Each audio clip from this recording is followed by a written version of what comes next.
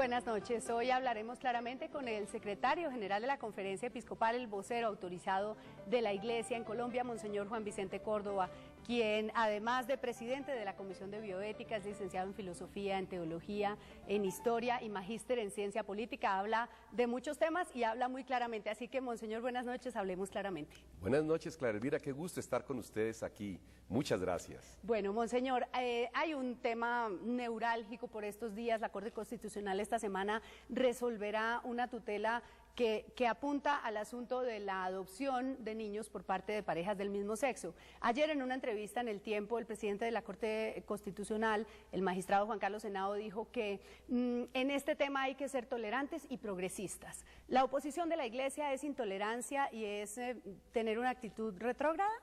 Ante todo, primero, la Iglesia quiere, ama a los homosexuales porque son hijos de Dios, tienen dignidad, son hasta parte de nuestra Iglesia, son de nuestro rebaño, no tenemos nada contra ellos. Más aún, la Iglesia se opone a toda discriminación a ellos y a toda violencia con ellos, por esa parte que quede muy claro. Segundo, nosotros no podemos definir para 45 millones de colombianos un asunto por cuestión de progresismo o no progresismo. Esto es por valores y principios. Yo le pediría a la Corte que piense no tanto en lo que ellos piensan, 10, 8 personas, en sus ideas y sentimientos, que es importante y lo respetamos, pero que piensen en la cultura, valores, principios, religión de un pueblo. En este momento estoy autorizado por todos los cristianos evangélicos y por todos los católicos, por los judíos y por los musulmanes. O sea que estamos hablando aquí de un 99% de la sociedad colombiana. Yo los estoy representando. Le pediría yo a la Corte, piensen en no atropellar las costumbres, cultura y religión de un pueblo. Un argumento es el argumento de que la adopción es replicar lo que perdió el niño. Perdió un papá y una mamá biológicos, por X y Z razón no lo pueden tener. Entonces el gobierno y el Estado, que deben cuidar de sus ciudadanos, le hacen una réplica, una semejanza y le ponen otro papá y otra mamá, pero igual a lo que tuvo, parecido. Papá, mamá, hombre y mujer que lo concibieron y lo dieron a luz.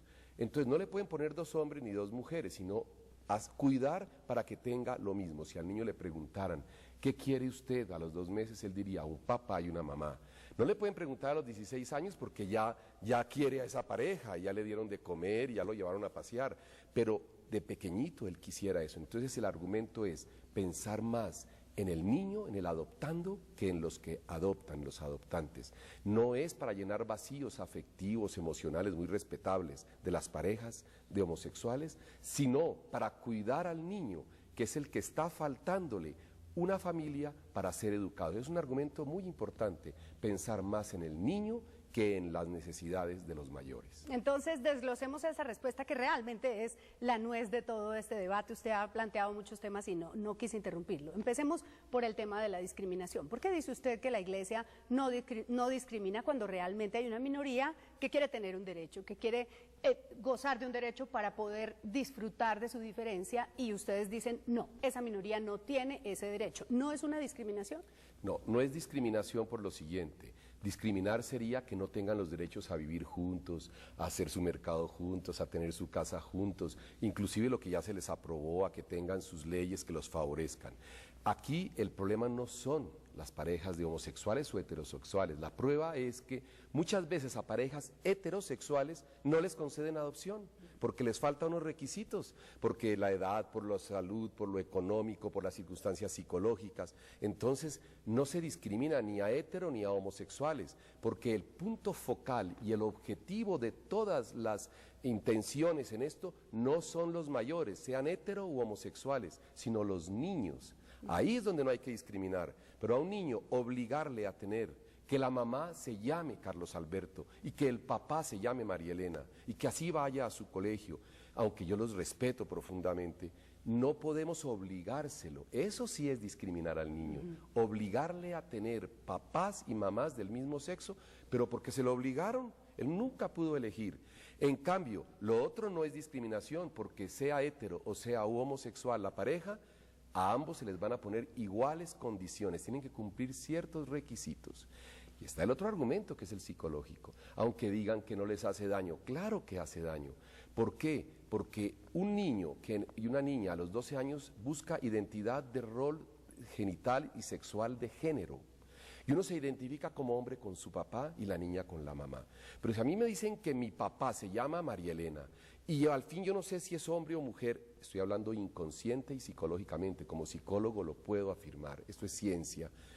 Y yo al fin no sé qué soy, estoy en la edad de escoger sexo, rol sexual de identidad. Entonces voy a tener una trabazón de identidades que si bien con padre y madre ya es difícil y a veces no logran, y ahí viene la homosexualidad y el lesbianismo, Claro, ¿qué tal? eso le iba a decir, si realmente la homosexualidad se aprendiera de los padres, pues no habría homosexuales porque evidentemente los niños los engendran parejas heterosexuales, hombre-mujer, entonces el niño vive con sus padres, ¿por qué resulta homosexual? ¿De dónde lo aprendió? Psicológicamente esto es muy claro, científicamente, una dominación materna en donde el niño no puede ser él, sino que es una madre envolvente que domina y un padre débil que al niño no le da un identificatorio suficiente, un referente identificatorio que se llama en psicología. Entonces el niño dominado por la madre, una madre muy envoltoria, compulsiva, y una madre que le da un mensaje inconsciente, tú eres mío, mío, mío, para llenar unos vacíos afectivos de ella, es una madre inmadura. Entonces, una madre inmadura suele casarse con un hombre débil, porque son los complementos. Ese hombre débil no es suficiente identificatorio para el niño no logra saltar la barrera a los 12, 13 años y se queda con la identidad de la madre, identificado con ella, se llama la simbiosis en psicología. Monseñor, ¿y por qué hay familias que tienen 6 hermanos hombres, todos heterosexuales y uno homosexual, si tienen la misma madre débil y el mismo padre? En psicología se estudia ese caso que usted nos acaba de poner, porque la madre inconscientemente puede escoger inconscientemente a un hijo que por circunstancias psicológicas de temperamento es el que más se adapta para llenar los vacíos afectivos de ella. Y a ese hijo lo escoge, sea el primero, el tercero, el quinto o el 10º. Y el padre también deja a ese hijo un poco. Son lo que se llama en psicología los chivos expiatorios de la psicología familiar. ¿Usted cree que la homosexualidad se elige? No, la sexualidad tiene 2 componentes. El componente hereditario de genes, que es mínimo, y el ambiente, padre, madre, circunstancias, violaciones de niños, abusos, en fin, todas estas cosas de niño, que las 2 cosas juntas dan. Una persona con poca carga hereditaria, el ambiente no lo logra, por más que lo abusen y todo, no es homosexual. Y otro, basta un abuso pequeñito, sencillo, pero ha tenido tal vez una carga u otros factores, o el temperamento, la debilidad emocional, la falta de seguridad personal, no le dejaron identificarse con su rol sexual. Es muy variado, muy complejo, no es tan fácil lo de la homosexualidad, definirlo con 1, 2, 3 razones. Es un conjunto muy complejo de variables que pueden terminar en que sea homosexual o no. ¿Usted cree, la Iglesia considera que la homosexualidad es un pecado? No, el que tiene tendencia homosexual no tiene la culpa, la tentación no es pecado, como el que tiene tendencia a la cleptomanía, como el que tiene la tendencia por su inmadurez a no ser fiel en el matrimonio, el hombre que anda con mujeres. Si es una cuestión psicológica grave, no es pecado, o habrá algo de pecado en cuanto el hombre tenga libertad.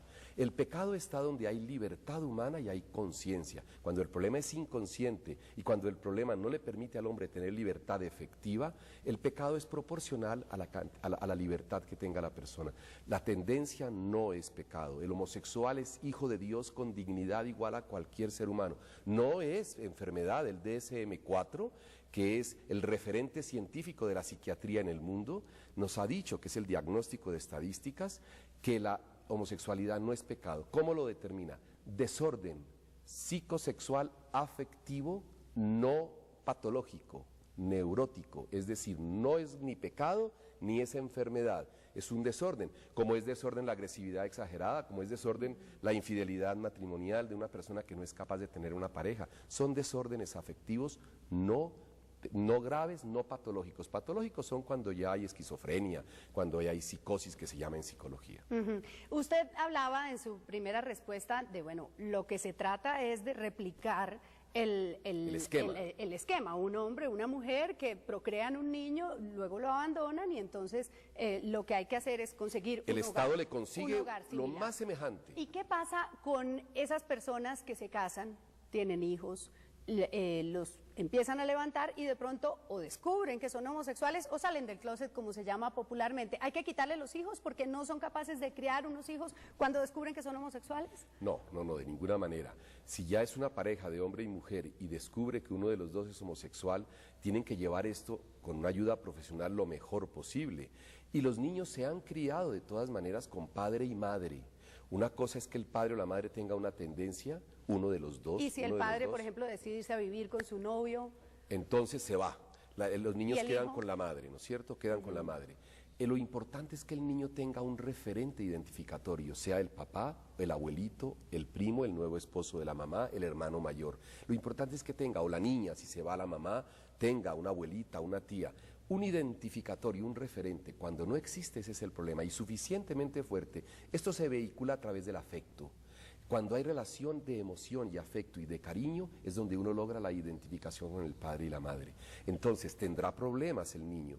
Depende de cómo se aborde y cómo la madre, que no es homosexual, o el padre, que no es homosexual, canalice, y con las figuras de la familia le van a ayudar a tener una buena identificación. Entonces el problema no es que ya es seguro, por eso hay hijos de parejas homosexuales que puede que no tengan problema, porque logran hacerlo a través de otras figuras, pero en general están más expuestos por las circunstancias a tener dificultades psicológicas. Puede que no todos las tengan, pero están mucho más expuestos, como también cuando la pareja heterosexual no es madura, están también expuestos a tener problemas. El otro punto es una cosa que es una realidad, y es que hay personas solas que adoptan. La Iglesia no se ha opuesto a que una mujer sola decida adoptar un niño. ¿Qué pasa si esa mujer sola decide adoptar el niño? Pues no tiene figura paterna. Y ahora luego pensamos, ¿y qué pasa si esa mujer sola que adopta después consigue una novia y se va a vivir con ella? ¿Cuál es el problema para el niño? ¿Por qué se autoriza una adopción para una persona sola y no se puede aceptar para una persona que tiene una pareja? No es tan fácil que les acepten. Tiene que ser una persona muy madura, sola, madre o padre. Entonces hay requisitos psicológicos, emocionales y la configuración familiar. Si ella tiene referentes como es un papá, unos tíos, unos hermanos, que el niño va a tener bastante posibilidad de acceso a ellos, con toda esa configuración psicológica de esa familia le conceden la adopción. Si es una persona muy sola y una persona que se refugia en sí misma para llenar más sus vacíos y usar al niño para sus problemas afectivos, no le van a conceder. Y es muy difícil que le den a una sola persona la adopción. Se las conceden algunas. ¿Por qué? Porque esto no es por hétero, por homo, por monoparental, esto es porque llene los requisitos afectivos, emocionales y de formación del niño. Sí. Entonces, pensando en el niño. Y hablando, porque termina uno entrando en casuística, usted dice, bueno, si esa persona, esa mujer sola, adopta y tiene un tío que es cercano a su familia, que un abuelito. ¿Cierto? ¿Qué pasa si la pareja de lesbianas tiene también padre, ambas tienen padres que tienen figura masculina, que van a estar pendientes del niño? ¿Por qué no permitirle la adopción si van a tener esos tíos o esos padres que van a ayudarle al niño a adquirir esa figura masculina? Yo diría que en ese caso le facilitaría más, por supuesto, porque tiene una figura, un abuelito, un hermano mayor de la señora que va mucho a verlos, o un hermanito mayor, lo que sea. Pero no son las figuras parentales objetales primarias. Aquí lo que se necesita en psicología es que haya padre y madre o quien sustituya al padre o la madre. Una mujer viuda le sustituye el nuevo esposo, el tío, se pasa a ser padre. Y los niños inconscientemente eligen un padre y una madre. Pero acá como el papá y la mamá están ahí y viven con ellos y se llama Carlos y se llama Roberto, entonces el niño no va a entender que tiene dos papás y dos mamás, inconsciente y psicológicamente hablo. Entonces se le construye al niño internamente una dificultad identificatoria. Al fin quién es hombre, al fin quién es mujer, al fin quién es mi papá, al fin quién es mi mamá y yo qué soy. Eso es lo que no podemos exponer. Usted habla de los derechos de los niños, dice, es que hay que pensar, es en el adoptando, ¿cierto? En el adoptando, ese es el centro. ¿Y qué pasa con los niños abandonados, los niños de difícil adopción, los niños que están en la calle? ¿No es mejor un niño en un hogar con amor, de hombre a hombre, de mujer y mujer, que un niño en la calle, aguantando hambre, o en un orfanato, sin amor, sin atención? La Iglesia no prefiere, con ese infinito amor que nos enseñó Jesús, pues que se quieran así, que quieran al niño así. Por supuesto, uno dice, la disyuntiva no es o con papá y mamá homosexuales o